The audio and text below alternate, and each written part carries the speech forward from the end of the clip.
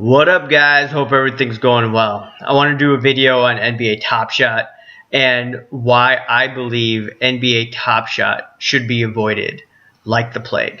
That's right. I don't want to put a dime in it, have not put a dime in it, and here's why.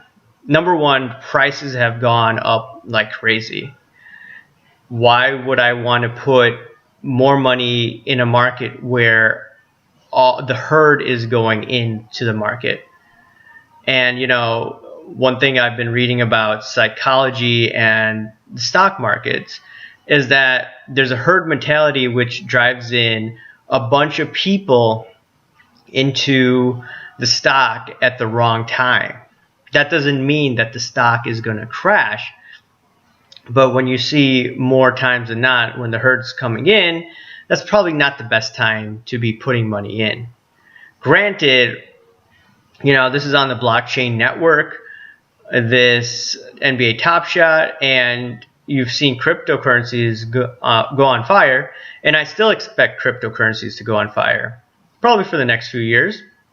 But there are warnings about cryptos like Bitcoin and whatnot. Janet Yellen, at the Treasury Secretary, or the head of the Treasury, she's saying that she wants to clamp down on Bitcoin. Will that happen right away? No. But it is a source for people to engage in money laundering, and I believe the government's going to crack down on it, which will affect all types of crypto, will hurt the blockchain network as well. And my biggest problem with the NBA Top Shot is that this is not a tangible good.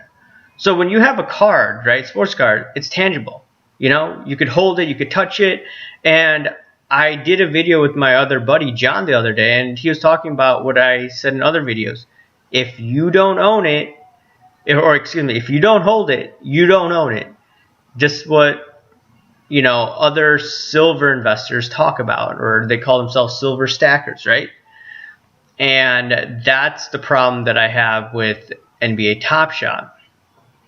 Not only that, when an asset price appreciates, or let me look at this. You're talking about a 10% return in the S&P year after year after year on average, and you've had returns over 100% in some of these assets, some of these NBA Top Shot products.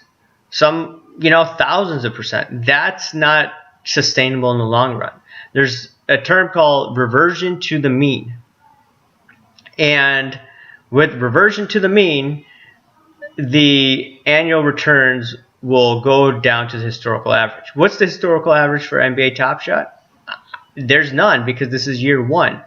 But ultimately, the law of numbers say that the returns on these assets will be lower. You could attribute why these prices are going higher in the last year because the Fed's printing monopoly money has to go somewhere. But this is bubble-like behavior, and this is why I don't want to get into this. I want to go into places where other people are not investing. And last year, in June, July, or something like that, I bought some Usain Bolt cards, when no one else was buying, and it was really cheap.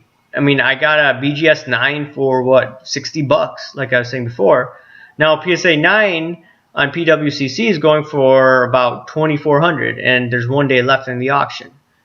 I wonder what the price is going to be, when it ends. But, this $60 card where no one else was looking suddenly appreciated much more than $60. It'd probably be maybe $800 to $1,000 at least if we're to sell today.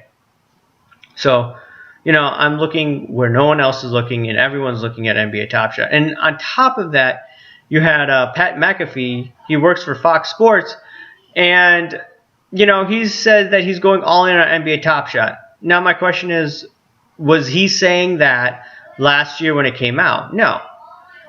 He's talking about it right now at the, where at the hype, He's talking about it when it's really, really popular. Do I want to be investing in an item that's very, very popular and I missed the big boat on the, large returns? And No, it's not for me. Now, granted, some of you could make money in this for the next few years, and you could bank on the fact that Bitcoin is going up and whatnot. But for my risk tolerance, I'm going to avoid it like the plague. And let me know what you guys are going to be doing. Are you guys going to be continue to invest in NBA Top Shot? Are you avoiding it like me, who'd rather invest in raw cards that no one else is investing in, or graded cards that no one else is looking into? And I'd rather just do that, to be honest. Let me know, guys. Talk to you later.